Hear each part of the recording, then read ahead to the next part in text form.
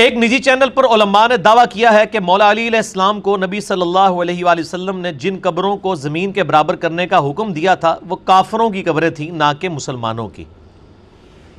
جھوٹ بولا جی، جھوٹ کے پاؤں نہیں ہوتے۔ اگر اس کو سچ بھی مان لیں تب بھی ان کا مقصد حل نہیں ہوگا۔ اس کی وجہ یہ ہے کہ امام مسلم نے بڑی سمجھداری کی ہے۔ امام مسلم کنزیکٹو یہ دو حدیثیں کٹھی لے کے آئے ہیں۔ یہ ایک حدیث کو پکڑتے ہیں، دوسری کو چھوڑ دیتے ہیں۔ افتؤمنون ببعض الکتاب وتکفرون ببعض، اس کا نمبر مسلم شریف میں 2240 یا 41 ہے، چونکہ یہ اکثر لوگ پوچھتے رہتے ہیں۔ مسلم شریف یہ پڑھی ہوئی ہے، پڑھی ہوئی نہیں ہے، میں اس میں سے نکال بھی لیتا ہوں۔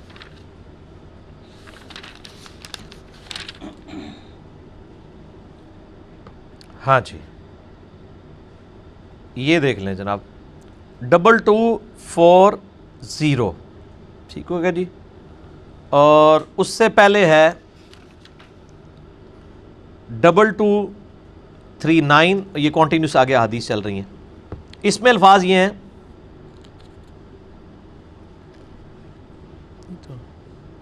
2240 ہے یا 21 ہے، یہ میرا اس کے اوپر میرے بھائیو ایک ریسرچ پیپر بھی ہے، رسول اللہ صلی اللہ علیہ وآلہ وسلم کی آخری وصیتیں۔ یہ ذرا ان کو ریسرچ پیپر بھی دکھائیں نا، اس کو ڈاؤن لوڈ بھی کریں، ہارڈ کاپی بھی سب کو ملتی ہے۔ اہل سنت پاک.com پہ ریسرچ پیپرز والے پورشن میں یہ ہے رسول اللہ صلی اللہ علیہ وآلہ وسلم کی آخری وصیتیں جو قبروں اور مزارات سے ریلیٹڈ ہیں۔ اس پہ میرا مسئلہ نمبر 27 ڈیٹیلڈ ریکارڈڈ موجود ہے۔ اس میں قبروں کے احکامات سے ریلیٹڈ، گنبد خضرا کا مسئلہ، مسجد نبی کا مسئلہ، یہ تمام احادیث میں نے جمع کر دی ہیں۔ اس میں دوسرے صفحے پہ یہ حدیث آ جاتی ہے صحیح مسلم کی، 2242 ہے، چیپٹر وہی ہے، آگے چل کے آتی ہے۔ یہ کیا دیکھیں، یہ حدیث پیش کرتے ہیں 2243 صحیح مسلم سے، انٹرنیشنل نمبر کے مطابق۔ اسلام 360 میں بھی دیکھ لیں، اس میں کیا الفاظ ہیں۔ اس میں سیدنا علی ابو حیاج اسدی سے کہتے ہیں الا ابعثک علی ما بعثنی علیہ رسول اللہ صلی اللہ علیہ وآلہ وسلم، کہ اے ابو حیاج میں تجھے اسی کام پہ معمور نہ کروں جس پہ مجھے نبی علیہ السلام نے معمور کیا تھا، کہ میں کوئی بھی تصویر یا کوئی بھی اونچی قبر دیکھوں یا کوئی تمثیل دیکھوں، کوئی بت بنا ہوا، مگر یہ کہ اسے زمین کے برابر کر دوں۔ اونچی قبر کو بھی زمین کے برابر، اور تصاویر کو، تماثیل کو، بتوں کو، مجسموں کو زمین کے برابر کر دوں۔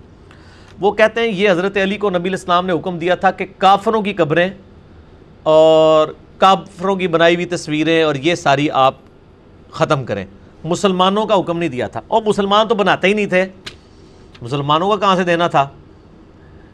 اچھا، دوسری بات یہ کیٹاگوریکل حکم تھا۔ حضرت ابراہیم علیہ السلام کی تصاویر انہوں نے خانہ کعبہ شریف کے دروازے پہ دیواروں پہ بنائی ہوئی تھی، وہ بھی مٹوائیں۔ وہ کہتے ہیں یہ کافروں کی تھی، مسلمانوں کے آپ مزارات بنا سکتے ہیں، اور مسلم شریف کی واضح حدیث جو یہ چھوڑ دیتے ہیں کہ نبی علیہ السلام نے منع فرمایا قبروں کو پکا کرنے سے، ان پہ عمارت بنانے سے، ان پر بیٹھنے سے۔ صحیح مسلم 2245۔ اس سے دو حدیثیں آگے ہیں، وہ چھوڑ جاتے ہیں اور اس حدیث کو پکڑتے ہیں، نہیں یہ کافروں کی قبریں، کافروں کی قبریں۔ میرے بھائی کافروں کی نہیں ہے، یہ مسلمانوں کی قبروں کے بارے میں بھی ایک حدیث پیچھے آ جائے نا، اوپر بھی پڑھے نا۔ آپ پڑھ رہے ہیں نماز کے قریب مت جاؤ جب تم نشے کی حالت میں، وہ چھوڑ دو۔ اس سے پہلے ایک حدیث ہے، اس میں کیا الفاظ ہیں کہ ایک تابعی کہتے ہیں کننا مع فضالۃ ابن عبید بارض الروم برودس، وہ کہتے ہیں ہم ارض روم میں، روم کی جنگ کے دوران، روڈس، یہ انگلش میں روڈس آج بھی شہر ہے ان کا، یا رودس لکھا ہوا نا، وہ عربی میں ڈال لینا ہوتی، روڈس شہر میں تھے۔ فتوفی صاحب لنا، تو ہمارا ایک ساتھی فوت ہو گیا۔ صحابی کے ساتھ روم کی جنگ میں تھے، ایک ساتھی فوت ہو گیا۔ وہ ساتھی کون تھا؟ یا صحابی ہوگا یا تابعی، کو کافر تو نہیں، مشرک کی قبر تو نہیں تھی وہ۔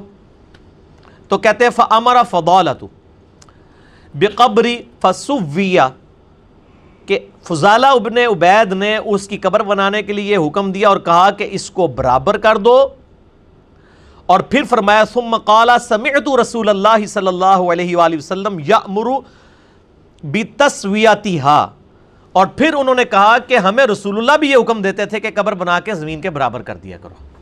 یہ مشرکین کی قبر تھی، یہ جعلی کام کر رہے ہیں. اور میں ان علماء سے کہہ رہا ہوں کہ آپ اتنا خطرناک کھیل اپنے ساتھ کھیل رہے ہیں کہ آپ سوشل میڈیا پہ ایک کلپ چڑھاتے ہیں اور پھر آپ بعد میں بے عزت ہوتے ہیں.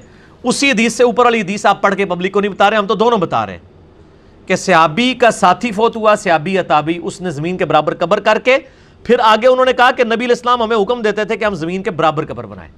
تو یہاں مشرکین کی قبر تو نہیں ہے. یہ آدھی حدیثیں لیتے ہیں, دھوکہ دیتے ہیں. اور پھر میں یہ پوچھتا ہوں کہ مولا علی نے اپنے دور میں اگر یہ حکم دیا ہے کہ کوئی اونچی قبر دیکھو مگر وہ یہ کہ زمین کے برابر کر دو, اس دور تک مشرکین کی قبریں موجود تھی تو حضرت علی نے پھر اپنا کام پورا نہیں سی کیتا نبی علیہ السلام کے زمانے سے. Point to be noted.